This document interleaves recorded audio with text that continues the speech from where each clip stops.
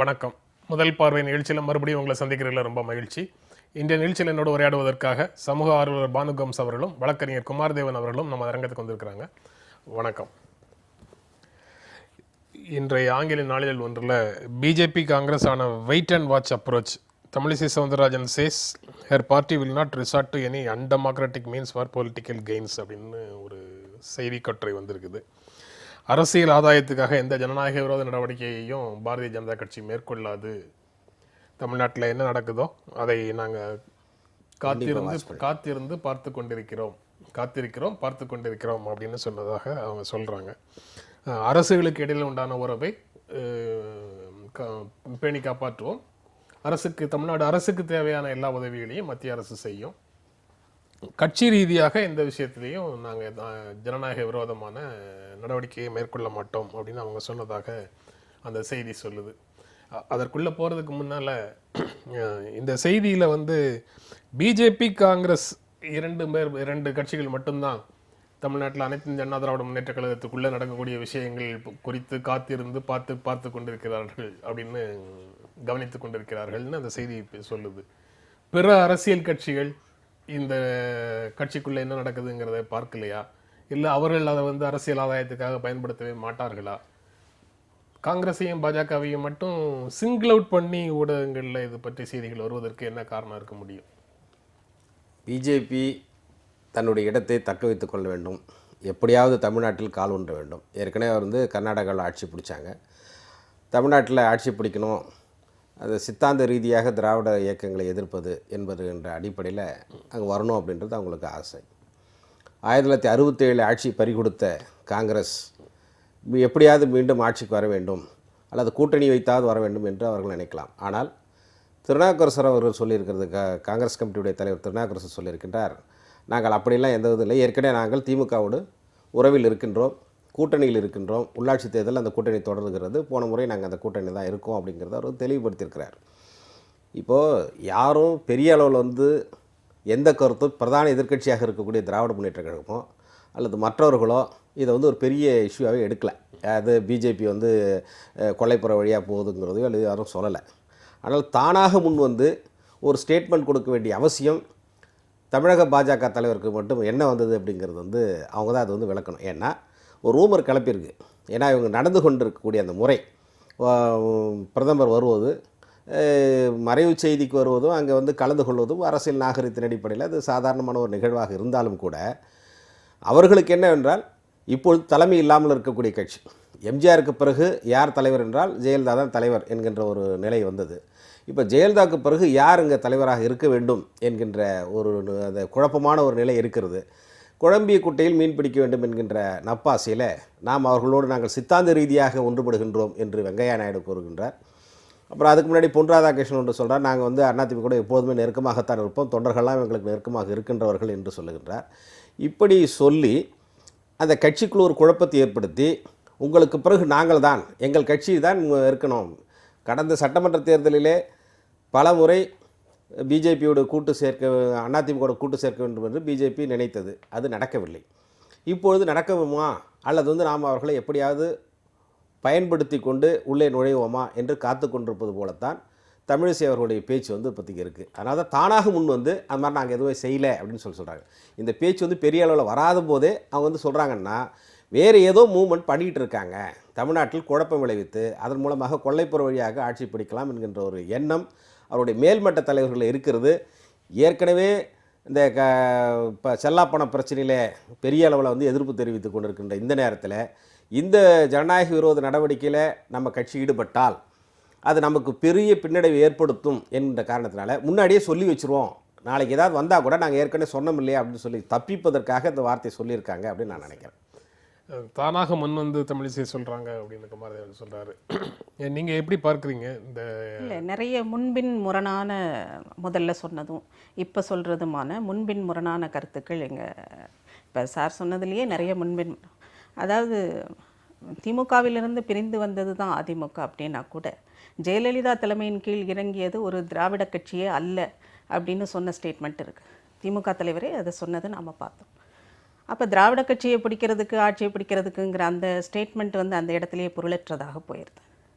இரண்டாவது, அதிமுக ஆட்சி இதே மாதிரி ஸ்டேட்டஸ் கோ மெயின்டைன் ஆனால் தான் யாருக்கெல்லாம் நல்லது, இல்லை இது பிளவுபட்டால் யாருக்கு நல்லது அப்படிங்கிற இதில் இருந்து தான் நாம் இதை பார்க்க முடியும்.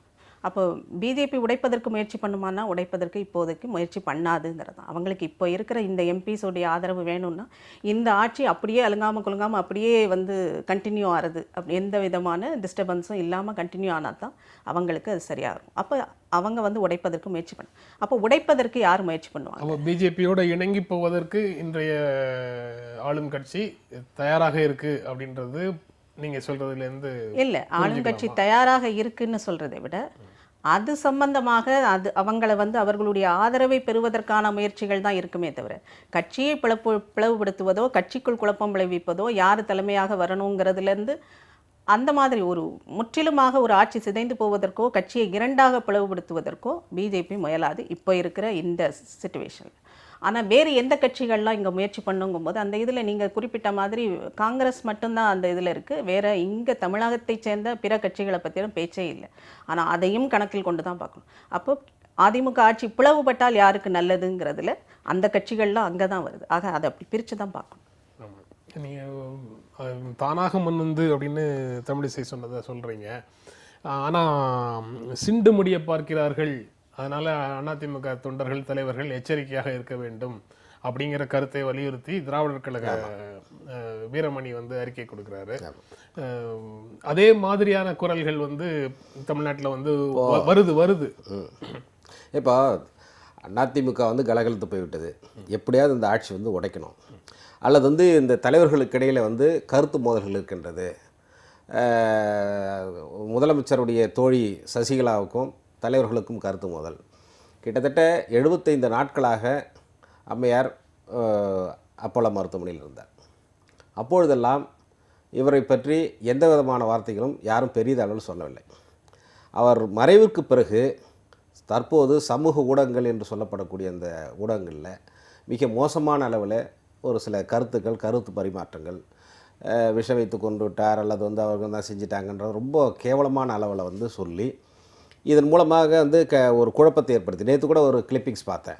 யாரோ சில தொண்டர்களையோ அல்லது பொதுமக்களை கூப்பிட்டு அவங்க வந்தால் நல்லா இருக்குமா, இவங்க வந்தால் நல்லா இருக்குமா அப்படின்னு சொல்லி கேட்டு அவங்க ரொம்ப மோசமாக சொல்லக்கூடிய அந்த கருத்துக்களை பல வாட்ஸ்அப்பில் பரப்பிக்கிட்டோம். அதன் அடிப்படையில் சில விவாதங்களை கொண்டு இது என்ன தீர்வு அப்படின்னு சொன்னால் 2 கட்சி ஆண்டது போதும், வேற ஒரு ஆள் தான் வரணும், அங்கே யார் வந்தால் நல்லாயிருக்கும், மேலே இருக்கக்கூடிய கட்சியை கீழே இருக்கணும், ஆக மோடி இருந்தால் நல்லாயிருக்கும், அதே மாதிரி இங்கேயும் பிஜேபி இருந்தால் நல்லாயிருக்கும் அப்படிங்கிற மாதிரி ஒரு கருத்தியலுக்கு கொண்டு மக்களை தயார்படுத்தக்கூடிய ஒரு சூழல் இப்போ நிலவிட்டுருக்கு. இதைத்தான் ஆசிரியர் கி வீரமணி அவர்கள் தெளிவாக சொல்லியிருக்கிறார். சிண்டு முடியை பார்க்குறாங்க, நீங்கள் கொஞ்சம் அமைதியாக இருங்க, எல்லா தொண்டர்களும் ஒற்றுமையாக இருந்து எப்படி எம்ஜிஆர் இருக்கும்போது ஒரு பிளவு ஏற்பட்டதோ ஜே அணி அது பிளவு ஏற்பட்டு அதற்கு பிறகு ஒன்றாக சேர்ந்து வந்தார்களோ அந்த மாதிரியான பிளவுகள் வந்தால் நீங்கள் தவிர்த்து விடுங்கள். யார் இதில் நேரடியாக லாபம் பார்க்கின்றார்கள் என்பதை பாருங்கள். ஏனென்றால் மெத்தையில் ஆட்சியில் பிஜேபி இருக்குது. அவரோட தங்களுடைய செல்வாக்களை காட்டி செல்வாக்கை பயன்படுத்தி எங்களை நீங்கள் ஆதரிக்க வேண்டும் என்பதற்காக என்ன வேணாலும் செய்யலாம். அது பல முறை யார் எதிர்க்கிறார்களோ அவர்கள் மீது வருமானத்துறை ரேட்லேருந்து மற்றதுலேருந்து எல்லாம் செஞ்சிட்ருப்பாங்க. அதுக்கு அது சரின்னு சொல்லியோ அல்லது தப்புன்னு சொல்கிறதுக்கு இப்போதைக்கு நான் வரல. ஆனால் தொண்டர்கள் மத்தியிலே ஒரு மிகப்பெரிய குழப்பத்தை ஏற்படுத்தி இது ஆட்சிக்கு எதிராக நடத்தக்கூடியதை போக்கை மாற்றுங்க. தமிழ்நாடு ஜெயலலிதா அவர்கள் ஏற்கனவே இருக்கும்போது கனிமொழி அவர்கள் சபாநாயகர் எம்பியாக தேர்ந்தெடுக்கப்படணும்னு சொல்லும்போது அவங்க அதை ஒத்துக்கிட்டாங்க. என்ன சொன்னாங்கன்னா, தமிழ்நாடு என்று சொன்னால் திராவிட இயக்கங்களுடைய ஆட்சி, 2 கட்சி தான், ஒன்று திமுக, இன்னொன்று அதிமுக, வேறு எந்த கட்சி உள்ளே வரக்கூடாதுங்கிறதுல அவங்களும் உறுதியாக இருக்காங்க, திராவிடர் முன்னேற்றங்களும் உறுதியாக இருக்கிறது, மக்களும் உறுதியாக இருக்கிறாங்க. இந்த 2 கட்சிகளை தவிர வேறு யாரும் இங்கே இந்த நாட்டில் தமிழ்நாட்டில் பிஜேபியோ அல்லது காங்கிரஸ் இவர்களை சார்ந்து வேண்டுமானால் இருக்கலாமே தவிர அவர்கள் வரணும்னு சொன்னாங்கன்னா தனியாக நிற்கட்டும், அவங்களுடைய செல்வாக்கை பயன்படுத்திக்கிட்டோம், அவங்க பயன்படுத்தி ஜெயிக்கட்டும். மற்றபடி இதில் ஒன்றும் இல்லை. திமுக அதிமுக தவிர வேறு கட்சிகள் எளிதில் இங்கே ஆட்சியை பிடிக்க முடியாது. அதுதான் தமிழ்நாட்டினுடைய சூழல் அப்படிங்கிறத குமாரதேவனும் வலியுறுத்துறாரு. இது என்ன நடக்குதுங்கிறத பற்றிலாம் யாரும் அவசரப்பட்டு எந்த விதமான காய்களும் நகர்த்த வேண்டியது இல்லை. அது இயல்பாக இப்படியே போகட்டும், காத்திருந்து பார்த்துக்கொள்கிறோம். உள்ளாட்சி தேர்தல் மிகப்பெரிய ஸ்டேக்ஸ் உள்ள தேர்தல் கிடையாது. 2019 மக்களவைத் தேர்தலுக்கு இன்னும் 2.5 வருடங்கள் இருக்குது. அதனால் நாங்கள் மெதுவாகவே பார்க்கிறோங்கிற மனநிலையில் தான் எல்லா கட்சிகளும் இருக்கிறாங்க. இது ஒரு பக்கம். அந்த மனநிலையில் தான் இருப்பாங்கங்கிறத நீங்கள் ஏற்கிறீங்களா? இல்லை, ஏற்க மாட்டீங்க. இப்போலேருந்தே மறுநாள்லேருந்தே இல்லை. எப்போது அவர் 75 நாட்களுக்கு முன்னால் ஆஸ்பத்திரியில் அட்மிட் ஆனாரோ அப்போதிலிருந்தே இந்த அரசியல் காய்நகர்த்தல்கள் நடக்க ஆரம்பிச்சிட்டுதுங்கிறது தான் உண்மை. ரெண்டாவது, சிண்டு முடிகிற பார்க்குறாங்கன்னு சொல்வதற்கு இதற்கு முன்னால் இந்த கட்சிகள்லாம் சிண்டு முடியவே இல்லையா? விஷம் வைத்து கொண்டாங்கன்னு சொல்கிறது இன்றைக்கி தான் நடக்குதா? இதற்கு முன்னால் இதே அதிமுக தலைவர் எம்ஜிஆர் இறந்தபோது அந்த மாதிரி பேச்சுக்கள்லாம் வரலையா? தமிழக அரசியல் எந்த மாதிரி அறக்கோட்பாட்டுகளின் அடிப்படையில் இயங்குதுங்கிறத நாம் பார்த்துட்டு தான் இருக்கோம். ஒரு கட்சிக்குள்ளே புகுந்த அந்த கட்சியின் இதை வந்து மேஜர் இவங்களெல்லாம் வந்து தான் கட்சிக்கு உள்ளே நுழைப்பது, அந்த கட்சியை உடைக்க பார்ப்பதுன்னெலாம் வெளிப்படையாக நடக்கிற ஒரு இடம் இங்கே. தமிழக அரசியல் வந்து பெரிய அறக்கோட்பாட்டுகளின் உதாரணமாலாம் இல்லை. எவ்வளவு சீரழிந்த அரசியலெல்லாம் நாம் இங்கே பார்க்குறோம். அந்த அரசியல் நடக்கிற இடம் இங்கே வந்து சிண்டு முடிய பார்க்குறாங்கன்னு சொல்கிறது எந்த வகையில் சரியாக இருக்கும்? அப்போ நாம் சரியாக இருந்தால் அடுத்த கட்சியை சொல்லலாம். ஆக அரசியல் களம்ங்கிறது சிண்டு முடிவதும் உள்ளே நுழைந்து உடைப்பதும் தனக்கு சாதகமாக இருக்கும்போது அந்த கட்சியை கட்டி காப்பதற்காக பயன்படுத்துவதும் இது எல்லாமே நடந்துக்கிட்டு இருக்கு. இதை வந்து யாரும் வந்து ஒரு பெரிய பெடஸ்டலில் உட்காந்துக்கிட்டு மற்றவங்களுக்கு அட்வைஸ் சொல்கிற நிலையில் யாருமே இல்லை. அரசியல் இப்படித்தான் இயங்குது. அரசியல் பார்த்திங்கன்னா வந்து மேடம் சொல்கிறாங்க வந்து ஆட்களை உடைக்கிறாங்க, கட்சியை சேர்க்குறாங்கிறது வந்து அறக்கோட்பாடுகள்லாம் வந்து தமிழ்நாட்டில் இல்லை அப்படின்னு சொல்கிறாங்க.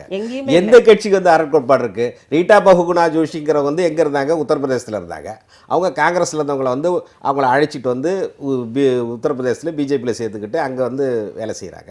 அங்கே பல இடங்களில் வந்து பிஜேபி வந்து அங்கே இருக்கக்கூடிய கட்சிகளை உடைக்கிறது எடுக்கிறதுங்கிற மாதிரி ஃபார்முலாவை தமிழ்நாட்டிலையும் கொண்டு வர பார்க்குறாங்க. அப்படிங்கிறதுக்காகத்தான் வந்து ஆசிரியர் அந்த மாதிரி சொல்லியிருக்கிறாரே தவிர இது வந்து ஏதோ அறக்கோட்பாடுகளுடைய சங்கமாக இருக்குது, அது வந்து இல்லாமல் இருக்குதுன்னா அரசியலில் வந்து ஏதுங்க அறக்கோட்பாடு உங்களுக்கு? அதான் இல்லையே. அப்புறம் எதுக்கு நீங்கள் அதை பற்றிலாம் பேசுறீங்க? உடைக்கிறாங்க போகிறாங்க அப்படின்னு சொல்கிறது வந்து எனக்கு அது சரியான ஒரு கருத்தியெல்லாம் எனக்கு தெரியல.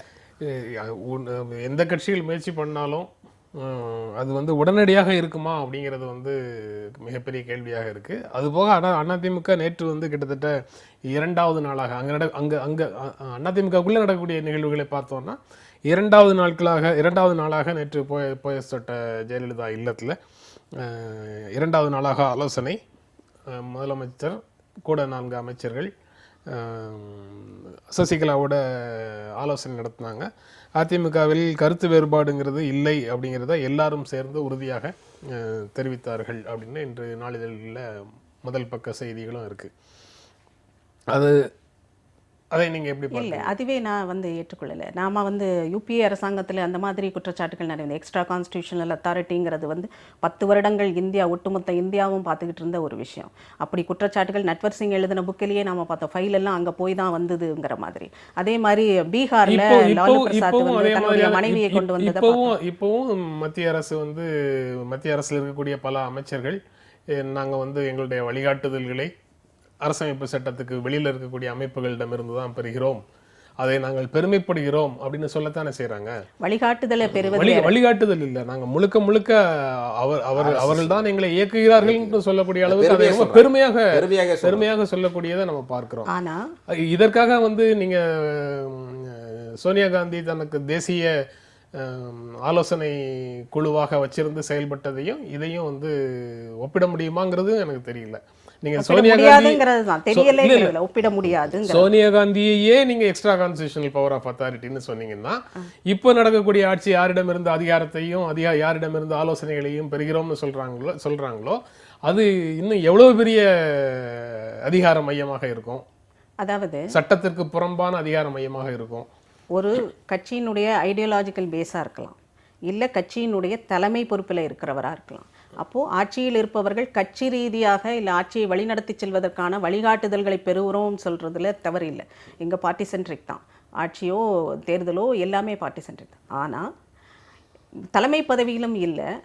ஆனால் சிட்டிங் சிஎம் இன்னைக்கு பதவியேற்றிருக்கிற ஓபிஎஸ் வந்து மினிஸ்டர்ஸ் வந்து ஹையர் போலீஸ் அஃபிஷியல்ஸ் எல்லாருமே வந்து போயஸ் தோட்டத்துக்கு 3 நாளாக போய் 2.5 மணி நேரம் 4.5 மணி நேரம் நாங்கள் இருந்து ஆலோசனை நடத்தி வராங்க. அப்படின்னா ஒன்று நீங்கள் பதவி ஏற்றுக்கிடுங்க, பதவி ஏற்றுட்டு நீங்கள் ஜெனரல் செக்ரட்டரி பதவியை ஏற்றுக்கோங்க. அதுக்கப்புறம் நீங்கள் இந்த மாதிரி ஏதாவது நடத்துனீங்கன்னா கூட அது நீங்க சொல்கிற மாதிரியான ஒரு ஐடியாலஜிக்கல் பேஸ் இல்ல ஆலோசனைகளை கட்சி தலைமையாக அப்போ கொடுக்கறாங்க. நிர்வாகத்துல உள்ளவங்க அங்க வந்து எப்படி ஆலோசனை ஆலோசனை பெற முடியாது. ஆனா நாங்க கட்சி ரீதியாக கட்சி உடையாமல் இருப்பதற்கு நாங்க கட்சிக்காரங்களா சேர்ந்து பேசணுங்கிற ஒரு ஆர்குமெண்ட் அவங்க வைக்கலாம். அதற்கான கிரவுண்ட் இருக்கு. அதனால நாம இந்த நேரத்துல இந்த சிச்சுவேஷன்ல அதை ஏற்றுக்கொள்ளலாம்.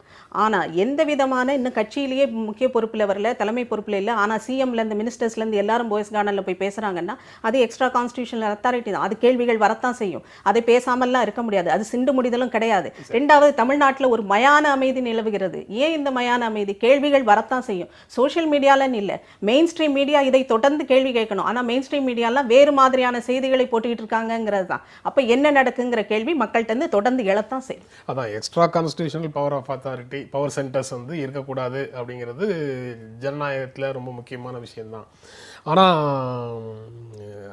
ஆளும் கட்சி எந்திரம் அப்படிங்கிறதை தாண்டி கட்சியே அல்லாத வேறு அமைப்புகளிடமிருந்து எல்லாவற்றையும் பெறுகிறோம்னு சொல்றதை பெருமையாக சொல்லக்கூடிய சூழலை வந்து நீங்க கண்டிக்கலையேன்னு கேட்குறேன். இல்ல அது கண்டிப்பு தான். நீங்க வந்து கட்சி ரீதியாகன்னு சொல்லிட்டா கட்சி ரீதியாக நீங்க ஓரளவுக்கு ரிலீஃப் கொடுக்குறீங்க. கட்சி ரீதியாகத்தான் வந்து சோனியா காந்திட்டேருந்து ஆலோசனைகளை பெற்றார்கள். ஆனா அதை நீங்க வந்து இல்ல நட்வர் சிங் என்ன அதான் நட்வர் சிங்கை கோட் பண்ணேன். அவர் ஃபைல்ஸ் எல்லாம் வந்து சோனியா காந்திட்ட போய் அப்ரூவல் வாங்கிட்டு வந்ததுன்னு, அரசாங்க முக்கியமான ஃபைல்கள் எல்லாம் அங்க போய் வந்ததுன்னு அவர் புக்ல சொல்றாரு. அப்ப நட்வர் சிங் யாரு? அந்த கட்சியை சேர்ந்தவர். அப்படி சொல்லும் போது அந்த கேள்வி, அதனால தான் அதை கோட் பண்ணேன். ஃபைல்களோட போய் ஆலோசனைகளை பெற்று வந்தது இங்கேயும் தான் பெருமையாக சொல்றாங்கன்னு சொல்றேன். அது எல்லாமே கண்டிக்கத்தக்கதுங்கிறது. அது பிஜேபி செய்தாலும் சரி, காங்கிரஸ் செய்தாலும் சரி, இங்க அதிமுக செய்தாலும் சரி, திமுக செய்தாலும் சரி, எக்ஸ்ட்ரா கான்ஸ்டிடியூஷனல் அத்தாரிட்டிங்கிறத ஒவ்வொரு நேரம் நடக்கும்போது நாம தொடர்ந்து கேள்விகளை எழுப்பிக்கிட்டே தான் இருக்கணும். இங்கே வந்து டிஸ்கஸ் பண்ணணும், இங்கேயே டிஸ்கஸ் பண்ணுறாங்க, ஏன் வந்து வேறு இடத்துல பண்ணக்கூடாதா, ஏன் ஸ்டார் ஹோட்டலில் பண்ணக்கூடாதா அப்படின்னு கேட்குறதெல்லாம் வந்து நமக்கு அதுக்கான இது இல்லை. அந்த கட்சிக்காரங்க வந்து அதை முடிவு, அந்த மாதிரி கட்சிக்காரங்க அதை கட்சிக்காரர்கள் முடிவு பண்ணிட்டு அவங்க போயஸ் இல்லத்தில் செஞ்சாலும் சரி, அவங்களுடைய கட்சியை பலப்படுத்துவதற்கோ அடுத்த கட்டமாக சொல்லி எந்த ஃபைல் வந்து போனது அவங்க கிட்ட, யாருக்கிட்ட போனது, எப்போ போனது, எதுவுமே இல்லையே. அதிகாரிகள் போறதை தான் அவங்க கேட்குறாங்க. இல்லை, அதிகாரிகள் போகிறாங்கன்னா முதலமைச்சர் அங்கே இருக்காரு, முதலமைச்சர் ஓபிஎஸ் அங்கே இருக்காரு, அவங்ககிட்ட பார்த்து சில ஆலோசனைகளை கேட்கறதுக்கு அவங்க போயிருக்கலாம். ஒருக்கா அதுக்கு அதிகாரிகள் அவங்க பார்க்கவே கூடாது அப்படின்னு சொன்னால் முதலமைச்சர் இங்கே மட்டும்தான் பார்க்கணும் அப்படின்னா எங்கே முதலமைச்சருக்கு நீங்கள் தானே சொல்லுவீங்க ராமன் இருக்கும் இடம் தான் வந்து அயோத்தின்ற மாதிரி. அந்த மாதிரி அங்கே போகிறாங்க, அங்கே போய் பார்க்குறாங்க. இதில் என்ன உங்களுக்கு கஷ்டம்? வந்து அதிகாரிகள் அங்கே போய் பார்க்குறதுல என்ன இருக்குது? அதாவது கட்சி தொடர்பான ஆலோசனைகளை நடத்துறதுக்கு முதலமைச்சர் வந்து போயஸ் தோட்டம் போறாரு. முதலமைச்சர் தொடர்பான அரசு தொடர்பான ஆலோசனைகளை நடத்துறதுக்காக அதிகாரிகள் இல்லத்துக்கு போனதே கிடையாதா? முதலமைச்சருடைய இல்லத்துக்கோ அல்லது வேற எங்கேயோ போனதே கிடையாதா? கோப்புகள் பார்க்கும்போது டிஸ்கஸ் பண்ணும்போது அவங்க போகத்தான் செய்வாங்க. அதே எதுக்கு நம்ம வந்து தேவையில்லாத வந்து பேசுவாங்க. இப்போ கேட்குற கேள்விங்கிறது வந்து அவங்க என்ன சொல்கிறாங்கன்னா எக்ஸ்ட்ரா கான்ஸ்டியூஷனல் அத்தாரிட்டியாக வந்து இருக்காங்க. போன முறை வந்து இவங்க இருந்தாங்க, இப்போனா சோனியா காந்தி இருந்தாங்க, இப்போ வந்து இவங்க இருக்கிறாங்க அப்படின்ட்டு கொண்டு வந்து இவங்க வந்து அதிகார மையம், அந்த அதிகார மையத்திலேருந்து அவங்களுடைய தலையீடு வந்து நிறுத்தப்படணும் அப்படிங்கிறது அவங்களோட உள்ளார்ந்த வெளிக்கண்டு தான் வந்து பற்றி வந்து வெளிப்படுத்துகிறாங்க. நான் என்ன சொல்கிறேன்னா, இதே பிஜேபி கவர்மெண்ட்டில் இருக்கக்கூடியவங்க எல்லாம் ஆர்எஸ்எஸ் என்ன சொல்லுகிறதோ அதைத்தான் நாங்கள் வந்து செய்கிறோம். அவர்களை நாங்கள் கேட்கிறோம். அங்கே வந்து விஜயதசமி அன்றைக்கு என்று என்ன சொல்கிறாரோ அதை அப்படியே செயல்படுத்தக்கூடிய அளவில் வந்து இருக்காங்க. என்ன யாரை எப்படி மாற்றணும், என்ன செய்யணுங்கிறதுக்கான முழுமையான அந்த கண்ட்ரோல் வந்து அவங்ககிட்ட வச்சுக்கிட்டு இவங்க ஆட்சி நடத்திட்டு இருக்கும்போது இது சாதாரணமான இல்லை. ஃபைலை பார்க்குறதுக்கோ அல்லது மட்டத்தை சொல்கிறதுக்கோ கேட்குறதுல வந்து என்ன தப்பு கண்டுபிடிச்சிடறோம் நம்ம இதில்? சாதாரணமான ஃபைலை பார்க்கறதுல என்ன தப்பு கண்டுபிடிச்சோன்னு கேட்டுட்டா அதுக்கப்புறம் சொல்றதுக்கு ஒண்ணுமே இல்லை. அதை மக்களே இது ஏத்துக்கிறாங்களா இல்லையான்னு பார்க்கட்டும். Extra constitutional authority is extra constitutional authority. அது கேள்வி கேட்கப்பட வேண்டியது. நம்ம புதுசாக வந்து ஒவ்வொன்றுத்துக்காக வந்து நம்ம சொல்லிக்கிட்டு இருந்தோம்னா மற்ற பிரச்சனைகள்லேருந்து நம்ம வந்து டைவெர்ட் பண்ணுறோன்னு அர்த்தம். இப்போ இருக்கக்கூடிய மக்கள் பிரச்சனைகள், எரியும் பிரச்சனைகள் எவ்வளோ தூரம் இருக்குது, அந்த பிரச்சனையிலேருந்து நம்ம டைவெர்ட் பண்ணுறோம் அப்படின்னு தான் அர்த்தம். இந்த ஒன்று மட்டுமே தூக்கி தமிழ்நாட்டினுடைய பிரச்சனை கிடையாது, இந்தியாவுடைய ஒட்டுமொத்த பிரச்சனையாக இருக்கக்கூடியதெல்லாம் நிறைய இருக்குது. அதாவது டிமானிட்டேஷன்லேருந்து மற்றதுலேருந்து ஒருத்தனுக்கு வந்து க்யூவில் நின்று கால் கெடுக்க கடைசி நேரம் கிட்ட 4 மணி நேரம் நின்றுட்டு இல்லை 5 மணி நேரம் நின்றுட்டு கிட்ட போய் நின்னவொன்னே உனக்கு பணம் இல்லைன்னு சொல்லி ஒரு வேதனையில் இருக்கக்கூடிய அளவுக்குலாம் இருக்குது. இதெல்லாம் வந்து டைவெர்ட் பண்ணுறதுக்காக அதை வந்து பெருசாக பேசிட்டு இருக்காங்க. இது வந்து அந்த மாதிரி இல்லை, திசை திருப்புகிற பிரச்சனையே அல்ல. டிமானிட்டைசேஷன் பிரச்சனை வந்து வேற, அது பேசப்பட வேண்டியது. அதை பேசக்கூடாதுன்னு சொல்றதுக்காக தமிழகத்தை பொறுத்த அளவில் பற்றி எரிகிற பிரச்சனை, இது பேசப்பட வேண்டிய பிரச்சனை. எல்லாரும் பேசத்தான் செய்வாங்க. சோசியல் மீடியான்னு இல்லை, மெயின் ஸ்ட்ரீம் மீடியா இதை கேள்வி கேட்காமல் மயான அமைதி காக்கிறது, வேற மாதிரியான செய்திகளை போடுகிறதுங்கிறது ரெஜிஸ்டர் பண்ணத்தான் வேணும். ஊடகங்கள்ல இது தொடர்பாக தொடர்ந்து விவாதங்கள் 3 நாட்களாக தொடர்ந்து எல்லா இடங்கள்லயும் உரையாடல்கள் நடந்துட்டு இருக்கு அப்படிங்கிறத பார்க்கிறோம். அதனால மெயின் ஸ்ட்ரீம் மீடியானா பிரிண்ட்லயும் கூட இதை பற்றி 2 விதமான கருத்துக்களும் பிரிண்ட்லேயும் வந்துட்டு இருக்கு. தொடர்ந்து நீங்கள் பிரிண்ட்டில் இருக்கிற எல்லா நாளிதழ்களையும் பார்த்தீங்கன்னா அது அந்த முடிவுக்கு நம்ம வர முடியும். ஒரு பக்கம் சசிகலா கட்சியினுடைய பொறுப்பை ஏற்க வேண்டும் என்பதற்கு ஆதரவான கருத்துக்கள் எப்படி வருதோ அதே மாதிரி வேறு சில அதற்கு எதிரான உணர்வுகளை வெளிப்படுத்தக்கூடிய வேறு கட்டுரைகளும் வருது. ஆனால் வேற வேற பின்னணியில் அதே அந்த உணர்வை அதை வெளிப்படுத்த கூட எப்படி பார்க்கலாம் அப்படின்னா, ஆதரவான செய்திகள் 80:20ங்கிற அந்த ரேஷியோ தான். 20% பிரபலமான main stream media, print media, அதில் வந்து நீங்கள் ஆதரவு கட்டுரைகளை போட்டுட்டு குறைவாக மக்களை போய் சென்றடைகிற 80% இதில் நீங்கள் மாற்று கருத்துக்களை உள்ள கட்டுரைகளை போட்டால் என்ன மாதிரியான செய்திகள் யாரிடம் எந்த அளவில் போய் சேருதுங்கிறதெல்லாம் இதெல்லாம் எத்தனை பேர் கூர்ந்து பார்ப்பாங்க? அப்போ ஒரு செய்தியை பலவிதமாக திணிப்பதற்கு எல்லாரும் உதவுகிறார்கள்ங்கிறது தான். ஏன் மக்களுடைய சாய்ஸுக்கு ஏன் விடுறது இல்லைங்க? அதாவது நேற்று நீட் தேர்வு வந்து மாநில மொழிகளில் நடத்தப்படும் அப்படின்னு மத்திய அரசு அறிவித்ததை ஊடகங்கள் எப்படி வெளியிட்டன அப்படின்னு நீங்கள் பார்த்தீங்கன்னாலே இந்த விஷயம் புரியும். அதாவது நீட் வந்து மாநில உரிமையை பறிக்கலையா அப்படிங்கிற அடிப்படையில் விவாதம் நடத்தி முடிஞ்ச ஒரு ஸ்டேஜில் நீட் நடக்கும் ஆனால் உங்கள் மொழியில் நடக்கும்னு சொல்கிற ஒரு சலுகையை வந்து மிகப்பெரிய வெற்றியாக கொண்டாடும் விதமாகத்தான் கிட்டத்தட்ட எல்லா ஊடகங்கள்லையும் செய்தி வந்தது. அதற்கு பிறகு கருத்தாளர்களிடத்திலேருந்து கருத்துக்கள் வரும்போது தான் கிரவுண்டில் எந்த விதமான மாற்றமும் இல்லை, அது அப்படியே தான் இருக்கு அப்படிங்கிற உணர்வு வந்து அதற்கு பிறகு தான் வருது. அதனால நீங்க மக்களிடம் சென்று சேரக்கூடிய ஊடகங்கள், பெரும்பாலான ஊடகங்கள் அந்த மாதிரி செய்திகளை அந்த மாதிரி தான் முதல்ல கொடுக்குறாங்கிறத நம்ம கருத்தில் எடுத்து தான். அந்த ஒப்பீடு சரியா இருக்குமான்னு எனக்கு தெரியல. ஏன்னா நாம நீட்டை எதிர்த்துக்கிட்டு இருந்தோம், ஆனா சுப்ரீம் கோர்ட் தீர்ப்பு சொன்ன பிறகுதான் சேர வழி இல்லைன்னு அதை ஏத்துக்கிறோம். அதுல நம்ம மொழியிலையும் நடக்குங்கும் போது அது ஒரு அட்வான்டேஜா பேசுறோம். இது 3 ஸ்டேஜ் இருக்கு இல்லையா? ஆனா எதிர்ப்பு வந்து அடிப்படையில் அப்படியே தானே இருக்கு. ஆமா, சுப்ரீம் கோர்ட் சொல்லியாச்சுன்னா இந்தியால வேற என்ன பண்ண முடியும்? யாராலும் எதுக்க முடியுமா? எல்லா பிரச்சனைகளையும் அப்படிதான் வெளிப்படுது. எந்த பிரச்சனையில நாம ஜல்லிக்கட்டு தொடர்பான விஷயங்கள் கோர்ட்ல தானே இருக்கு. ஆனா ஜல்லிக்கட்டு தொடர்பான விஷயங்கள் அப்படிதான் வருதா? அல்லது நீதிமன்றத்தில் இருக்கக்கூடிய வேறு சில விஷயங்கள் வந்து ஊடகங்கள்ல வரும்போது அப்படிதான் வருதா? சபரிமலை பிரச்சனையில் அப்படிதான் வருதா? அதை மட்டும் மாட்டாது எப்படி சொல்ல, அது வந்து மத சுதந்திரம் அப்படின்னு சொல்லிட்டு அதை பேசல. இருக்கிறதுக்கும் ஜட்ஜ்மென்ட் கொடுத்த பிறகு உள்ள நிலைக்கும் வித்தியாசம் இருக்குல்ல. சரி, ஜட்ஜ்மென்ட் கொடுத்ததற்கு பிறகு உண்டான பிரச்சனைகள்ல கூட இந்த மாதிரி உடனே எல்லாம் சப்சைட் ஆகுதான்னு கேக்குறேன். பல விஷயங்கள் சப்சைட் ஆகிறது இல்ல. ஆனா இதுல வந்து எந்தெந்த அரசியல் கட்சிக்கு எந்தெந்த பிரச்சனைகள் அவர்களுக்கு நெருக்கமாக இருக்கோ அந்த விஷயத்துல எல்லாம் உச்சநீதிமன்றம் என்ன சொன்னாலும் அவர்கள் வந்து காதுல வாங்கிக்கிறதே இல்ல. கரெக்ட். அதுல எனக்கு ஆனா எதிர்குரல்கள் வந்துகிட்டே இருக்குமே தவிர யதார்த்தத்துல அது இம்ப்ளிமெண்ட் ஆகும் அப்படிங்கிறது தான். ஆனா எதிர்குரல்கள், விமர்சன குரல்கள் வந்துகிட்டு இருக்கும். நேற்று சசிகலா முதலமைச்சர் எல்லாரும் ஜெயலலிதாவினுடைய நினைவிடத்துக்கு சென்று அஞ்சலி செலுத்தினார்கள் அப்படிங்கிறது செய்தியாக இருக்கு. அது கிட்டத்தட்ட ஒரு புதிய சாப்டர் ஆரம்பிக்கிறதுக்கு முன்னாடி ஆசீர்வாதம் வாங்குறோங்கிற ஒரு டோன் அதுக்குள்ள இருக்கா அப்படின்னு தான் கேட்குறேன். இன்று முதல் அமைச்சரவை கூட்டம் நடக்குதுன்னு ஒரு செய்தி இருக்கு. அதுக்கப்புறம் நேற்று அந்த இரண்டு நாட்களாக தொடர்ந்து நடந்த ஆலோசனையில் ஒரு உடன்பாடு அல்லது ஒரு முடிவு எட்டப்பட்டு இருக்கும். அது இன்றிலிருந்து படிப்படியாக நடைமுறைக்கு வரலாம். அந்த மாதிரி ஏதோ ஒரு விஷயம் செட்டில் ஆயிடுச்சு. செட்டில் ஆனதுக்கு பிறகு ஒரு புதிய அத்தியாயத்தை நாங்கள் தொடங்குகிறோம் அப்படிங்கிற ஒரு தன்மை வந்து அவங்களுக்கு இருக்கக்கூடிய 2 பேருக்குமே இருக்கக்கூடிய இது என்னென்னா, நமக்கு வந்து ஏற்பட்டிருக்கக்கூடிய ஒரு சின்ன மனஸ்தாபங்களை வந்து நம்ம வந்து விட்டுட்டு இந்த ஆட்சியை வந்து இன்னும் ஒரு 4 வருடங்களுக்கு எப்படி அலுங்காமல் குலுங்காமல் மக்களுடைய ஆதரவோடு நடத்திட்டு போகணும் அப்படிங்கிற மாதிரியான ஒரு எண்ணத்துக்கு வந்து வந்திருப்பாங்க அப்படிங்கிறது தான் என்னுடைய கருத்து. ஏன்னா 2 பக்கமும் சில உரசல்கள் இருக்கும். ஏன்னா ஒரு பெரிய தலைவர்கள் இறந்தவுடன் அங்கே யார் வந்து அதிகார பீடத்தில் வரணும் அப்படிங்கிறதோ அல்லது வந்து ஆட்சி நடத்துவது யார் அப்படிங்கிறத பற்றியோ பேசும்போது பல ஆண்டுகளாக கட்சியில் இருந்தவங்க, இப்போ கட்சிக்கு அம்மையாரால் முக்கியத்துவம் கொடுக்கப்பட்டவர்கள், ஒரு சிலர் விலக்கி வச்சுட்டு கொஞ்ச நாள் கழிச்சு வைக்கலாம் அப்படின்னு சொல்லிட்டு அவங்க நினச்சிட்டு இருந்தவங்க, அவங்க எல்லாம் கூடி பேசும்போது தான் அவங்களுக்கு இருக்கக்கூடிய நேற்று செங்கோட்டையன் கொடுத்துருக்கக்கூடிய ஒரு அறிக்கையில் கூட முதல்ல என்ன சொன்னாங்க, செங்கோட்டையன் வந்து 30 எம்எல்ஏக்களோட வந்து கட்சி உடைக்கிறதுக்கு பார்க்குறாரு, எனக்கு மந்திரி பதவி கொடுக்கலன்னா நான் கட்சி உடைச்சிருவேன் அப்படின்னு சொல்கிறாருன்னு சொல்லிட்டு உடனே பெரிய அளவில் வந்து வைரலாக பரவிட்டே இருந்தது. ஆனால் வந்து அவர் வந்து ஒரு பெரிய அறிக்கை கொடுத்துருக்கார், நான் ரொம்ப விசுவாசமாக இருக்கிறேன், திமுக எதிர்ப்பாளர், எனக்கு நான் கஷ்டப்பட்டேன், இப்போ வந்து அம்மா வந்து சொன்னபடி இந்த கட்சியை வந்து பத்திரமா காப்பாற்றணும், இந்த ஆட்சி பத்திரமா எடுத்துகிட்டு போகணும் அப்படிங்கிறது தான் எங்களுக்கு இருக்குது. ஆக வந்து நாங்கள் வந்து எந்த விதமான இதுவும் முயற்சியில் ஈடுபடவில்லை என்று அவர் வந்து தெளிவாக வந்து அறிக்கை ஒன்று கொடுத்துருக்கார். ஆக இவர்களெல்லாம் கூடி பேசி அல்லது அவர்களெல்லாம் ஒற்றுமையாக இருந்து இது நம்ம பத்திரமா எடுத்துகிட்டு போகணும் அப்படின்ற ஒரு முடிவுக்கு வந்திருப்பாங்க.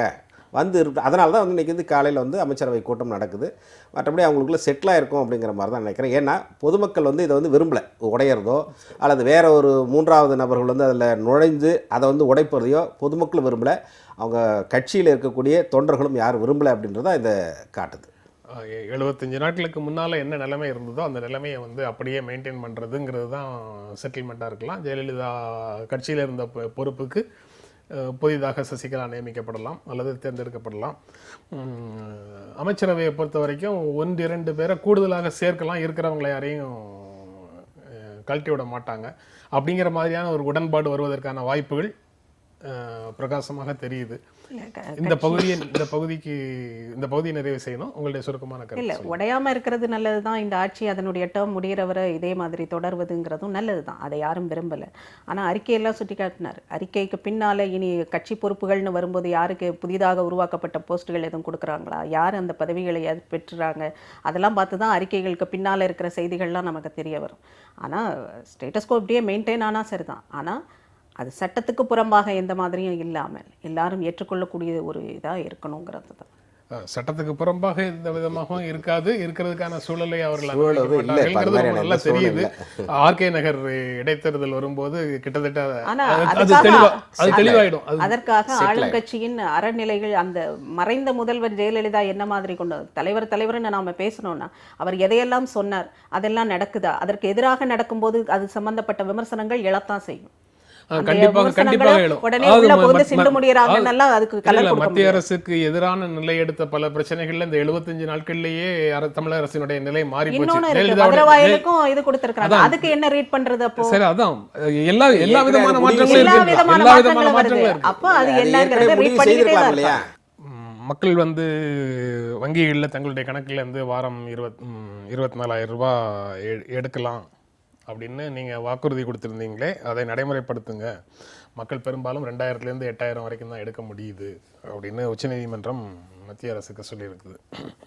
கொடுத்த வாக்குறுதியை நிறைவேற்றுங்கள் அப்படின்னு உச்சநீதிமன்றம் தலையிடக்கூடிய நிலைமையில தான் இந்த ரூபாய் செல்லாது, நோட்டு செல்லாது அப்படின்னு சொல்கிற பிரச்சனை வந்து நிற்குதா அப்படிங்கிற கேள்வி வந்து. ஆமாம், இந்த ஒரு குறிப்பிட்ட பாயிண்டில் நீங்கள் சுட்டி காட்டினீங்க இல்லையா, 24,000 வாரத்துக்குங்கிறது, அந்த இதில் மக்களுக்கு வந்து பேங்க்கில் அந்த மாதிரி கிடைக்கிறது இல்லைங்கிறது தான் நிஜம். அதை வந்து நீதிமன்றம் சுட்டி காட்ட வேண்டிய அளவில் தான் அந்த இது வந்து இருக்குதுங்கிறது தான். அப்போ பேங்க்ஸில் வந்து ஏன் இந்த கேஷ் கிரன்ச் வருது அப்படிங்கிறது, அப்போ அரசுக்கு ஒவ்வொரு வங்கி கிளைக்கும் எவ்வளவு அனுப்புகிறோங்கிறது ஆர்பிஐக்கு தெரியும். அந்த எவ்வளவு தேவைப்படுங்கிற ஒரு அளவில் தான் அனுப்புகிறாங்க. வாரத்துக்கு 24,000 கொடுக்குற மாதிரி அப்படின்னா அந்த கேஷ் எல்லாம் எங்கே போகுது? அப்போ அந்த இதில் யார் வந்து அந்தந்த கிளையை சேர்ந்த வங்கி பணியாளர்கள் இல்லை வங்கி மேலாளர்கள் இதில் எந்த அளவுக்கு ஈடுபடுறாங்க, இந்த கமிஷன் மாதிரியான இது. ஏன்னா அது தொடர்பான செய்திகள் பல வந்து நிறைய வருது, கோடிக்கணக்கில் வந்து இதை கொடுக்குறாங்க அப்படின்னு. நேற்று வந்து ஒரு ஆங்கில தொலைக்காட்சியில் எப்படி வந்து அந்த இது நடக்குதுங்கிறதுக்கு ஸ்டிங் ஆப்ரேஷன்லாம் பண்ணி போட்டிருந்தாங்க. அப்போது வங்கி மேலாளர்கள் வந்து எந்த அளவில், அப்போ வங்கிகள் வந்து இதுதான் மையப்புள்ளி, இந்த டிமானிட்டைசேஷனுக்கான மையப்புள்ளி வங்கிகளாக இருக்கும்போது அதை வந்து எந்த அளவுக்கு இந்த திட்டத்தை வந்து அவங்க சின்சியராக எடுத்துகிட்டு போவாங்கங்கிறத கவர்மெண்ட் வந்து அசஸ் பண்ணதுக்கு விட்டுருச்சுங்கிறது ஒரு மேஜர் மிஸ் கவர்மெண்ட் சைட்லேருந்து. அந்த அளவில் சொல்லும்போது அல்லது இது உங்களை போன்ற கருத்துக்களை வெளியிலேருந்து யாராவது சொல்லும்போது எனக்கு வரக்கூடியது இரண்டு விஷயம்தான். ஒன்று, அரசு வந்து முழுமையாக கேஷ் வந்து ரொக்கத்தை வந்து வழங்குது, வங்கிகள் வந்து முறைகேடாக தங்களுடைய அதிகாரத்தை பயன்படுத்தி முறைகேடாக செயல்படுது, அதனால மக்கள் கஷ்டப்படுகிறார்கள்ங்கிறது ஒன்று உண்மையாக இருக்கணும். இரண்டாவது, அரசு வந்து சரியாக கொடுக்கல, வங்கிகள்லாம் கரெக்டாக தான் இருக்குது, அரசு வந்து சப்ளை செயின் வந்து இங்கே கண்டினியூஸாக இல்லை, போதுமான அளவுக்கு நோட்டு அடிக்கலை, அதனால் வங்கிகள் வந்து சிரமத்தில் ஆளாகிறாங்க. அந்த சிரமத்தை மக்களிடத்துலையும் அந்த சிரமங்கள் மக்களிடத்துலையும் எதிரொலிக்குது அப்படின்றது இல்லை ஒன்று. முழுமையா 2, 3வது சப்ளையும் சரியில்லை, வங்கியும் இருக்கிறத வங்கியும் மிஸ்யூஸ் பண்ணுது அப்படின்றது 3வதாக இருக்கலாம். அந்த 3வது தான் ஒரு மாதிரி பேலன்சிங்காக இருக்கும். ஏன்னா அரசு வந்து முழுமையாக அச்சடித்து அந்த வாங்கின பணத்துக்கு ஈடான பணத்தை அச்சடித்து கொடுக்கறதுங்கிறது இல்லை. அது கவர்மெண்ட்டே ஒத்துக்கிட்ட ஒரு விஷயம். அப்போ ஒவ்வொரு வங்கி கிளைக்கும் என்ன கணக்கில் வரும்னா, வாரத்துக்கு 24,000 எடுக்கக்கூடிய அளவில் வங்கி கணக்குகளை இதுவரை மெயின்டைன் பண்ணவங்க தேவைப்படுகிற அந்த மாதிரியான ஒரு டேட்டா எடுத்துட்டு அந்த அடிப்படையில் ஒவ்வொரு வங்கி கிளைக்கும் எவ்வளவு தேவைப்படுங்கிறதுல ஆர்பிஐ அனுப்பியிருக்கலாம். அப்போ அந்த வருகிற அந்த கேஷை வந்து வங்கி மேலாளர்கள் எப்படி பயன்படுத்துகிறார்கள்ங்கிறது தான். அதாவது அனுப்புறாங்களாங்கிறது வந்து வங்கியிலேருந்து கிடைக்கக்கூடிய பதில் வந்து அப்படி சாதகமாக இல்லை.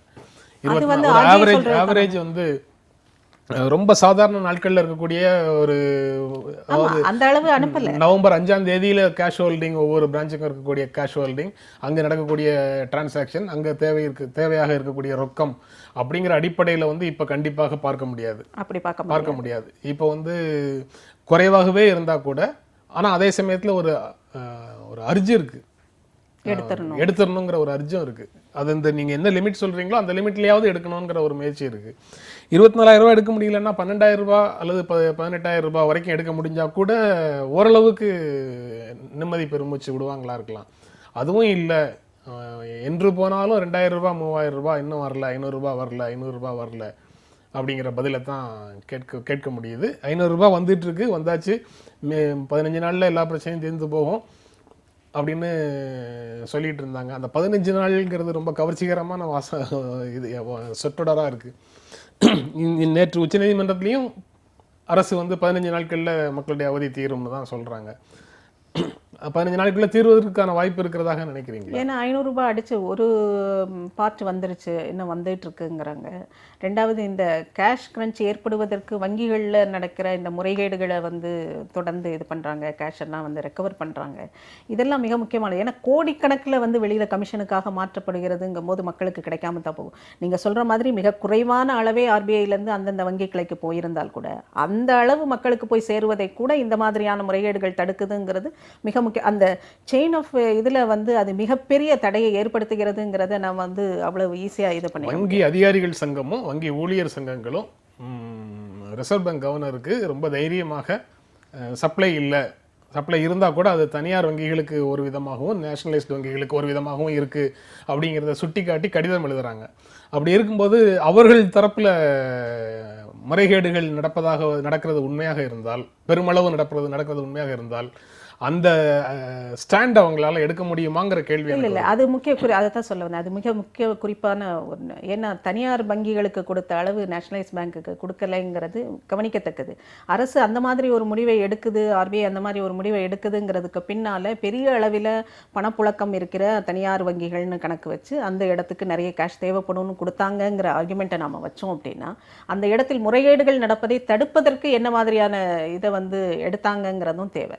அப்போ தனியார் வங்கிகளோ நேஷனலைஸ் பேங்கோ நீங்க வந்து எந்த அளவுல வந்து உங்களால மானிட்டர் பண்ண முடியுதுங்கறத அஷ்யூர் பண்ணாம, இதெல்லாம் விட உச்சம் தனியார் வங்கிகளையும் விட உச்சமானது தனியார் வணிக நிறுவனங்கள்ட்டே போய் நீங்க பணத்தை வாங்கிக்கிங்கன்னு சொல்றது, அவர்களுக்கு பணத்தை கொடுக்கறது, வங்கிகளுக்கு கொடுக்காத பணத்தை, வங்கிகளுக்கு கொடுக்காத ரொக்கத்தை ஒரு குறிப்பிட்ட வணிக நிறுவனத்துல போய் நீங்க கார்டை தேய்ச்சி 2,000 ரூபாய் வாங்கிக்கிங்க அப்படின்னு சொல்றதெல்லாம் இல்லை. அது வந்து ஃபாரின்ல எல்லாம் உண்டு, யூகேல உண்டு, சில யூரோப்பியன் கண்ட்ரீஸ்ல எல்லாம் உண்டு. அந்த மாதிரியான ஒரு செயல்பாடு வந்து சாதாரணமாகவே அங்கே உண்டு. நீங்கள் வந்து வணிக நிறுவனங்கள் பெரிய பெரிய இதில் போயிட்டு நீங்கள் கார்டை டெபிட் கார்டு தான் இது பண்ணுவாங்க, பண்ணிவிட்டு நீங்கள் கேஷை எடுத்துகிட்டு வரலாம். அது வந்து மக்களுக்கு டக்குன்னு அந்த ஆக்சஸ், பணத்துக்கான ஆக்சஸை வந்து எளிதாக்குவதற்கான ஒரு முறை. அதை வந்து உடனே நாம் கார்ப்பரேட்டுக்கு அவங்க இது பண்ணாங்க சொல்ல முடியாது. ஏன்னா அந்த நடைமுறை வந்து ஏற்கனவே பல கண்ட்ரீஸில் இருக்குது. அதை வந்து இந்த கேஷ் கிரன்ச்சை வந்து நீக்குவதற்கான ஒரு டெம்பரரி சொல்யூஷனாக கொடுத்துருக்கலாம். அதில் வந்து நான் தவறு பார்க்கல. ஆனால் தனியார் வங்கிகளுக்கு பெரிய அளவில் புது நோட்டுகளை ஒதுக்குனதுங்கிறது வந்து கவர்மெண்ட் வந்து பதில் சொல்ல வேண்டிய ஒரு கேள்வி. நீங்கள் இந்த ஒட்டுமொத்த இவ்வளோ நேரம் பேசியதை பற்றி சுருக்கமாக உங்களுக்கு என்ன பார்வை? இல்லை, சுருக்கமாக சொல்றது உங்களுடைய சுதந்திரத்துல குறுக்கிடுறதுக்காக இல்ல. நீங்க உச்சநீதிமன்றம் வந்து ஒரு 10 கேள்விகளை சட்ட ரீதியாக 1901 எனக்கு தெரியும், 1902 தெரியும் இல்லைங்களா. 1901 வந்து எப்படி கருத்து சுதந்திரம், அப்புறம் வந்து நீங்க அப்புறம் 1902 போட்டு கட்டையிலும் நீங்க கட்டையில் பண்ணாத அளவுக்கு நான் சொல்றேன். சுப்ரீம் கோர்ட்டில் வந்து நேற்று வந்த வழக்கு இன்னைக்கு நாடு முழுக்க நான் அது சொன்ன உடனே வரவேற்றதில் நானும் வரவேற்றேன், பரவாயில்ல ஓரளவுக்கு இந்த 500 1000 வருது. ஆனால் இங்கே வந்து இவங்க வந்து தோல்வி அடைந்தாங்கன்னா, ஒரு இவ்வளோ பெரிய கிட்டத்தட்ட வந்து 86% பணத்தை வந்து வாங்கிறதுக்காக குறைந்தபட்சம் ஒரு 40% நோட்டுகளை அச்சடிச்சிருக்கணும். அதை வந்து அவங்க வந்து செய்யலை. அந்த முன்னேற்பாடுகள் இன்ன வரைக்கும் அது எந்த அளவுக்கு நடக்கலைங்கிறது ஒன்று.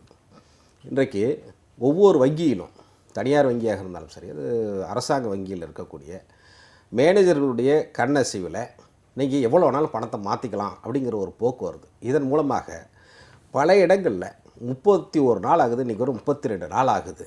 பல இடங்களில் மக்கள் வந்து இன்றைக்கும் அந்த ஏடிஎம் சென்டருங்களை வந்து க்யூவில் நிற்கிறதும், கால் கடுக்க நிற்கிறதும்.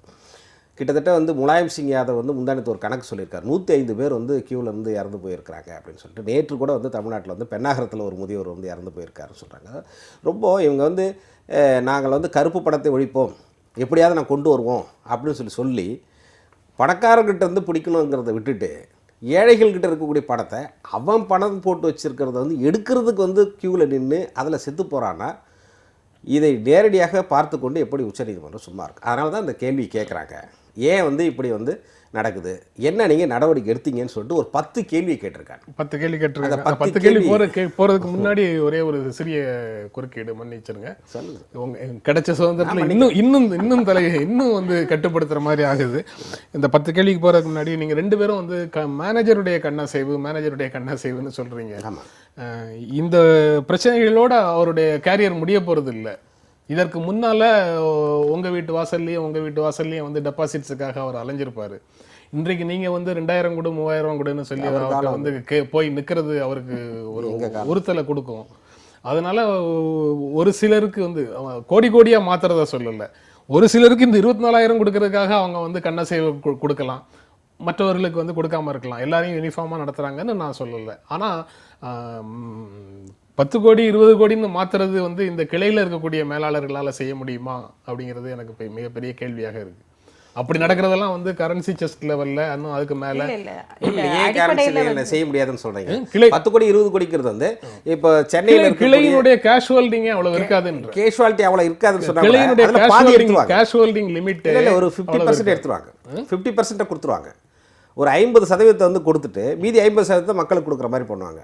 செய்யணும்னு சொன்னால் என்ன ஒன்றாலும் செய்யலாங்க. ஆக வந்து இது எல்லாம் நடந்துட்டு தான் இருக்கு. இப்போ எத்தனை வழக்குகள் வந்து சொல்லணும்னு நினைச்சிட்டாலும் என்ன வேண்டாலும் சொல்லலாம். நான் சொல்ல மாட்டேன்.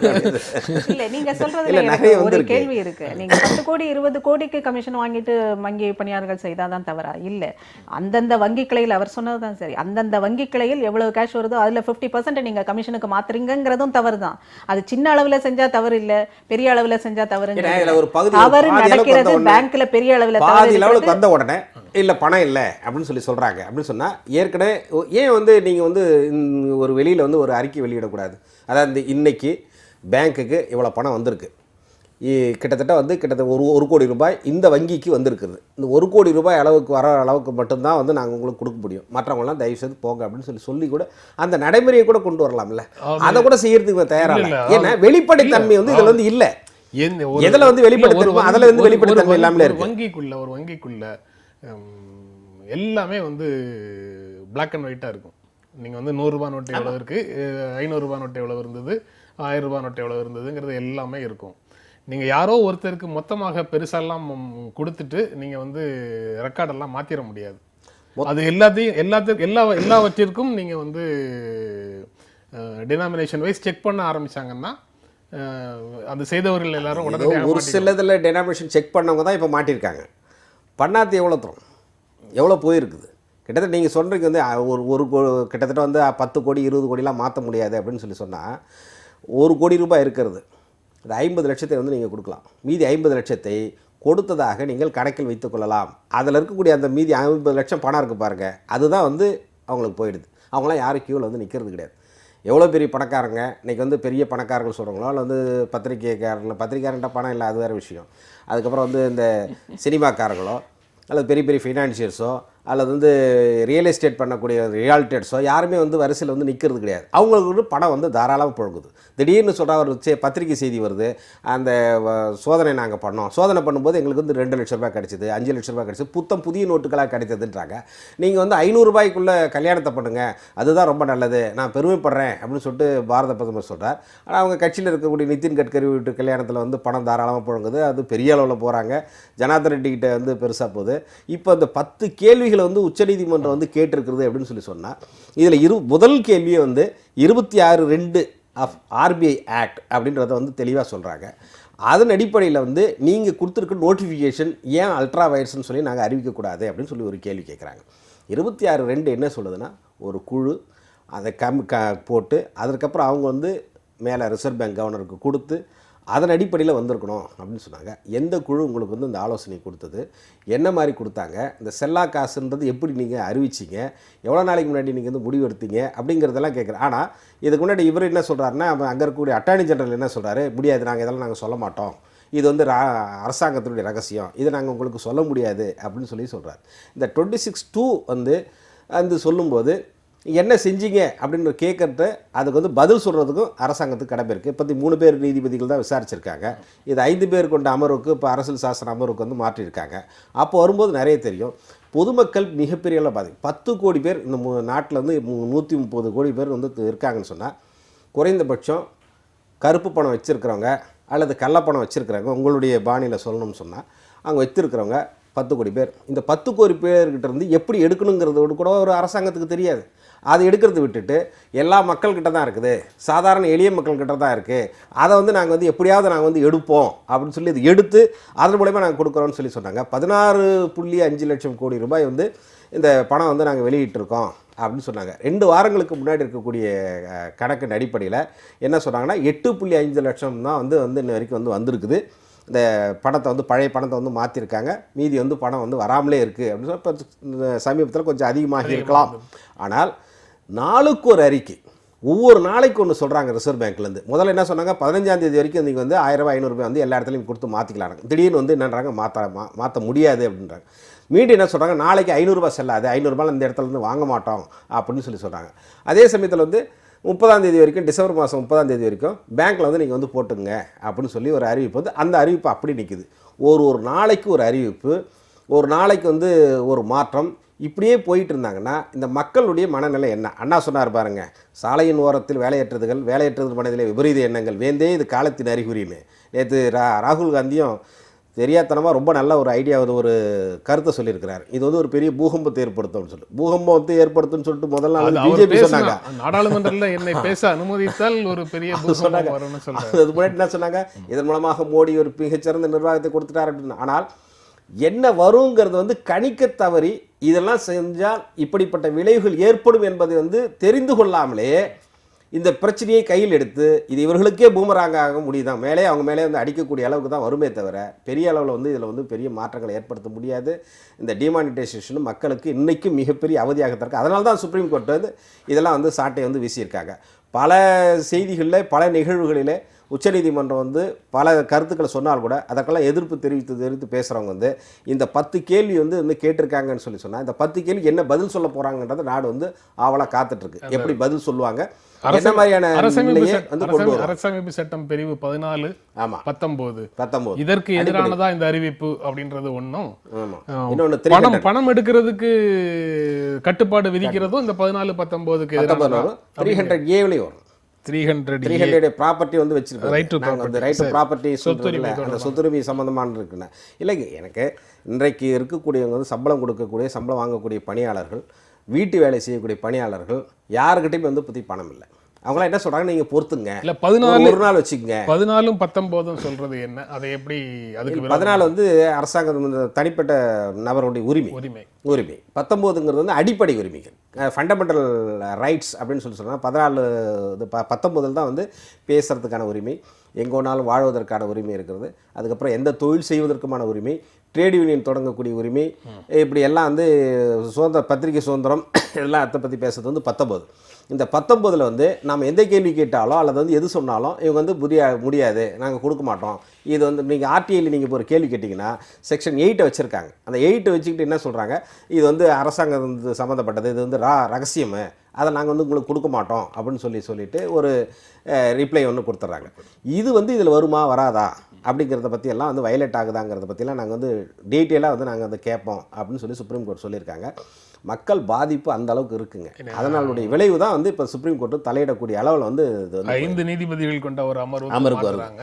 அவங்க வந்து திரும்ப ஆரம்பத்திலிருந்து 5 நீதிபதிகள் கொண்ட அமர்வு இதெல்லாம் விசாரித்து முடிவெடுத்து ஒரு தீர்ப்பு கொடுக்கறதுக்கு அதுக்குள்ளே டிமாண்டேஷன் பிரச்சனையை முடிஞ்சிடும் நினைக்கிறீங்களா? இனிமேல் வராமல் பார்ப்பாங்க. நீங்கள் அரசமைப்பு சட்ட ரீதியாகவே இந்த அறிவிப்பு செல்லாமல் போகிறதுக்கான வாய்ப்பு இருக்கிற அளவுக்கு உச்சநீதிமன்றம் கேள்விகள் கேட்டிருக்காரு. அதில் 8வது கேள்விக்கு சார் என்ன சொல்லுவாருன்னு தெரியல. ஜுடிஷியல் ரிவ்யூ அந்த 8வது கேள்விக்கு பதில் சொல்லிட்டீங்கன்னா அதுதான் மெயின். அதுக்கு பதில் சொல்லியாச்சுன்னா மற்ற கேள்வி எல்லாம் இதை வந்து நீதிமன்றம் விசாரிக்க முடியுமா?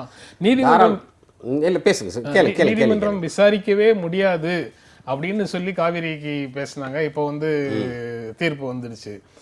நீதிமன்றம் இதிலெல்லாம் தலையிட முடியாது அப்படின்னு சொல்றது வந்து நீங்க 9வது அட்டவணையில் போய் எக்ஸம்ஷன் வாங்காத விஷயங்கள் தவிர மற்ற விஷயங்கள்ல வந்து நீதிமன்றம் இதில் தலையிடக்கூடாதுன்னு சொல்றதே வந்து சட்டவிரோதமான பார்வை. என்ன சொல்ல வராங்கன்னா, நான் டவுட் தான் கேட்டேன். அதாவது கவர்மெண்ட் பாலிசின்னு ஒரு பாலிசியில வந்து எக்கனாமிக் பாலிசின்னு ஒன்று இன்ட்ரடியூஸ் பண்ணும்போது அது கவர்மெண்டோட லெஜிஸ்லேச்சர் பாடியோட இது, அதுல வந்து ஜுடிஷியரி எவ்வளவு தூரம் தலையிட முடியுங்கிற கேள்வி. இல்லை வந்து அவங்க சொல்றது வந்து ஒரு policy of the government, we need not interfere the policy of the government சொல்லிட்டு பல வழக்குகள் வந்து உயர்நீதிமன்றம் உச்சநீதிமன்றமும் தள்ளுபடி சொல்லியிருக்கு. ஆனால் ஒரு சில தேவை கருதி இதில் வந்து பாலிசி ஆஃப் தி கவர்மெண்ட்டாக இருந்தால் கூட அதை வந்து நாங்கள் வந்து செட்டசைட் பண்ணுறதுக்கோ அல்லது வந்து மாடிஃபை பண்ணுறதுக்கோ எங்களுக்கு வந்து அதிகாரம் இருக்குன்னு சொல்லிட்டு பல தீர்ப்புகள் வந்து சொல்லியிருக்கு. அது எப்போ சொல்கிறாங்க அப்படின்னு சொன்னால், இந்த பொதுமக்கள் நேரடியாக பாதிக்கக்கூடிய அந்த மாதிரியான நேரங்களில், ஒரு பெரிய அளவில் வந்து ஒரு கிரைசிஸ் ஏற்படக்கூடிய நேரங்களில் வந்து உச்சநீதிமன்றம் உயர்நீதிமன்றங்களோ அதில் வந்து தலையிடலாம். இந்த பாலிசி யாருக்கான பாலிசி, அந்த கொள்கை அடிப்படையிலான முடிவு நீங்கள் எடுக்கிறீங்கன்னா அதனால் பாதிக்கப்படுபவர்கள் யார், அதனுடைய பாதிப்பு எந்த அளவில் இருக்குது அப்படிங்கிறத பொறுத்து தான் வந்து தலையிடுவாங்க. இப்போ இவங்க பொத்தாம்புதம் ஏதோ ஒன்றாலும் செஞ்சுட்டு இது வந்து நீங்கள் வந்து தலையிட முடியாது. எப்படி ஏற்கனவே ஆர்டிக்கல் 25 வந்து கொண்டு வந்து வச்சுட்டு மத சுதந்திரத்தை சொல்லிவிட்டு அது யார் ஒன்றும் பண்ணலான்னு சொல்லிட்டு அதை பற்றி யாரும் நீங்கள் கேள்வியே கேட்கக்கூடாது அப்படின்னு சொல்லிவிட்டு ஒரு சில பிரச்சனைகளை செய்கிறீங்களோ, அதே போல் இந்த பாலிசி ஆஃப் தி கவர்மெண்ட்னு சொல்லிவிட்டு you cannot escape from the clutches of the people mind. அவங்களுடைய அந்த இதுலேருந்து உங்களால் வந்து மாறவே முடியாது, கொஞ்சமாவது வந்து தப்பிக்கணும். அதுக்கு வந்து இதை வந்து பயன்படுத்துகிறாங்க. எனக்கு தெரிந்த வரைக்கும் நான் படித்து இருக்கக்கூடிய சட்டத்தின் அடிப்படையில் நான் சொல்கிறேன், பாலிசி ஆஃப் தி கவர்மெண்ட்டை வந்து கிரிட்டிசைஸ் பண்ணுறதுக்கும் அல்லது அதை மாற்றுவதற்கும் அதை வந்து செட்டசைட் பண்ணுறதுக்கும் உயர்நீதிமன்றத்துக்கும் உச்சநீதிமன்றத்துக்கும் அதிகாரம் இருக்குது. அது எப்போங்கிறது பல தீர்ப்புகளை வந்து வித்தியாசப்படுத்தி சொல்கிறாங்க. ஆனால் இதில் வந்து கண்டிப்பாக வந்து பாலிசியை வந்து இன்டர்ஃபியர் பண்ணுறதுக்கு உச்சநீதிமன்றத்துக்கு வந்து அதிகாரம் இருக்குது. அப்படி இருக்கும்போது பல இடங்களில் போட்டது கேட்குறாங்கல்ல, பல இடங்களில் கேஸ் போட்டாங்கன்னா யாரும் விசாரிக்கக்கூடாது, உயர்நீதிமன்றங்களுக்கு அதிகாரமே கிடையாது, எல்லா வழக்குகளையும் வந்து சுப்ரீம் கோர்ட்டுக்கு நீங்கள் மாற்றுங்க அப்படின்னு சொல்லி கேட்குறாங்க பாருங்கள். அதுவே இந்த கவர்மெண்ட் ஆர்டிகல் 226 இருக்கக்கூடிய பவரை வந்து இவங்க எடுத்துக்கிறாங்க அப்படின்றது அர்த்தம். 32 இருக்கக்கூடிய பவர் சுப்ரீம் கோர்ட்டுக்கு இருக்குது, 226 நீதி பேரான ரிட் போடுறதுக்கான அதிகாரம் வந்து மக்களுக்கு இருக்குது. அதை வந்து இவங்க வந்து எடுத்துக்கிட்டு இல்லை அவங்களுக்கு வந்து இதுவே கிடையாது, நீங்கள் அங்கே பல இடங்களை விசாரிக்கக்கூடாது அப்படின்னு சொல்கிறது இட்ஸ் அன்கான்ஸ்டியூஷன். அரசினுடைய கொள்கை முடிவுகளில் நீதிமன்றம் தலையிடக்கூடாதுங்கிறது அரசமைப்பு சட்டத்தினுடைய உணர்வு. அந்த உணர்வு அந்த உணர்வை பெரும்பாலும் நீதிமன்றங்கள் கடைபிடிக்கிறாங்க. ஒரு சில பிரச்சனைகள்ல அவங்க வராங்க. ஒரு சில பிரச்சனைகள்ல அந்த அதிகாரத்தை பயன்படுத்துறது இல்லை, அதிகாரம் இருந்தாலும் பயன்படுத்துறது இல்லை. ஒரு சில விஷயங்கள்ல அதிகாரத்தை பயன்படுத்துகிறார்கள். எந்த பிரச்சனைகளில் பயன்படுத்த முடிய மாட்டாங்கங்கிறது அந்த சம்பந்தப்பட்ட நீதிபதிகளுடைய டிஸ்கிரிஷன். இப்போ சமீபத்தில் வந்து 2 செய்தி வந்து கவனம் இது சம்மந்தமானது. ஒன்று, மெட்ராஸ் ஹைகோர்ட்லேருந்து ஒரு இது வருது, இந்த மாதிரி தவறு செய்கிற வங்கி இவங்களை வந்து நேஷ்னல் செக்யூரிட்டி ஆக்டில் வந்து புக் பண்ண, அதாவது யார் கடனை வாங்கிட்டு கட்டலையோ அவங்கள விட்டுட்டாங்க. அந்த இதற்கு கடன் கொடுத்து அது வந்து இதாக போன அந்த வங்கி இவங்களை மாத்திரம் ஃப்ரேம் பண்ணுகிற மாதிரியான நேஷனல் செக்யூரிட்டி ஆக்டில் இது பண்ணணும்னு இங்கே ஜுடிஷியரி சொல்லுது. இன்னொன்று வந்து ஜுடிஷியரி அதன் எல்லைகளை தாண்டாமல் இருக்கணும், CBI பெரிய அளவில் தாண்டக்கூடாது. சிபிஐ கோர்ட்டில் வெங்கடசாமின்னு ஒரு டிஸ்ட்ரிக்ட் ஜட்ஜி சொல்லியிருக்காரு, அந்த மாதிரி வந்து பண்ணணும் அப்படின்னு சொல்லியிருக்காங்க. That verdict will be scrutinised by the high court சொல்லி அதுக்கப்புறம் சுப்ரீம் கோர்ட் சொல்லணும். பட் அது ஒரு ரீசனை சொல்லியிருக்காரு, அவ்வளோதான். அது பொதுவாக வந்து கீழமை நீதிமன்றங்களில் வரக்கூடிய தீர்ப்புகளுக்கு வந்து பெரிய அளவில் வந்து முக்கியத்துவம் கொடுக்க மாட்டாங்க. ஏன்னா அது வந்து ஸ்க்ரூட்டனைஸ் பண்ணணும், ஹைகோர்ட்டுக்கு போயிட்டு அப்பீல் போய் அதுக்கப்புறம் சுப்ரீம் கோர்ட் போனதுக்கப்புறம் தான் அதை பற்றி பேசுவாங்க. அவர் சொல்லியிருக்காரு, அவருடைய கருத்தை சொல்லியிருக்கிறார். ஆனால் கருத்துனாலும் எந்த சமயத்தில் வருதுங்கிறதுனால தான் அது கவனம் இருக்குது. ரெண்டாவது ஜுடிஷியரி வந்து அதனுடைய எல்லையை தாண்டாமல் இருக்கணும் அப்படிங்கிற அபெக்ஸ் கோர்ட் சொன்னதாக ஒரு செய்தி வந்தது. இந்த இரண்டை தாண்டி சுப்ரீம் கோர்ட் இந்த விஷயத்தில் கவர்மெண்ட் பாலிசியில் தலையிடலாமா வேண்டாமாங்கிறத தாண்டி இந்த இதில் ஏதாவது ஒன்று உருப்படியாக செய்யலாம் அப்படின்னா பேங்கிங் ரிஃபார்ம்ஸ் பற்றி சுப்ரீம் கோர்ட் பேசணும். பேங்கிங் ரிஃபார்ம்ஸ் தொடவே முடியாத ஒரு நிலை, எந்த அரசு ஆட்சிக்கு வந்தாலும் பேங்கிங் ரிஃபார்ம்ஸை தொட முடியாத அளவுக்கு அது மிகப்பெரிய லாபி நடக்குது அதில். அப்போ பேங்கிங் ரிஃபார்ம்ஸ் பற்றி என்னென்ன தேவைங்கிறத முழுமையாக ஆராய்ஞ்சு இந்த 5 ஜட்ஜஸ் உள்ள பெஞ்ச் வந்து அதை தொட்டுது அப்படின்னா அது மிகப்பெரிய சாதனையாக. செயல்படாத பிரதமர்னு நீங்க முன்னாள் பிரதமரை தான் சொன்னீங்க, எல்லாரும் சொன்னாங்க. இந்த பிரதமர் வந்ததுக்கு அப்புறமும் இந்த ஆட்சி வந்ததுக்கு அப்புறமுமா வங்கித்துறையில் சீர்திருத்தங்களை நடைமுறைப்படுத்த முடியல, அதற்கு எதிராக எல்லாரும் வலுவாக இருக்காங்க அப்படிங்கிற கேள்வி வந்து இயல்பாக முன் வரும். இந்த இந்த இந்த இந்த பிரதமராலையும் இந்த ஆட்சியாலையும் சீர்திருத்தங்களை கொண்டு வர முடியாதா? அப்படி சீர்திருத்தங்களை நான் வந்து மேற்கொள்ளையே சொல்றேன். இல்லை, நான் வந்து இதில் ஆட்சிங்கிறதையே இதில் இன்க்ளூட் பண்ணலை. பிரதமரால் முடியும், ஏன்னா ஒற்றை மனிதரால் முடியுமானா முடியாது. பிரதமர் மட்டுமே நினைச்சா முடியாது, அதுக்கு கட்சி பேக்கிங் வேணும், பிற கட்சிகளின் இது வேணும், பாராளுமன்றம் செயல்படணும், எல்லாரும் ஒத்துக்கிடணும். நிறைய விஷயங்கள் செக் அண்ட் பேலன்சஸில் ஜனநாயகத்தில் இருக்குது. பனானா ரிப்பப்ளிக்காக மாறுகிற தருணங்கள் தான் இங்கே நிறைய இருக்குது.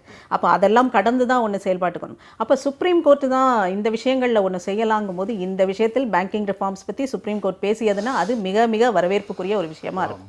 பனானா குடியரசாக மாறிடக்கூடாதுங்கிறதுல ரொம்ப கவனமாக எல்லாரும் இருக்கணும். மக்கள் தான் பனானா கிடைக்கணும். இந்த நிகழ்ச்சியில் பங்கேற்று உங்களுடைய கருத்துக்களை பகிர்ந்து கொண்டதற்கு எங்கள் நெஞ்சார்ந்த நன்றி. மீண்டும் சந்திப்போம். நன்றி, வணக்கம்.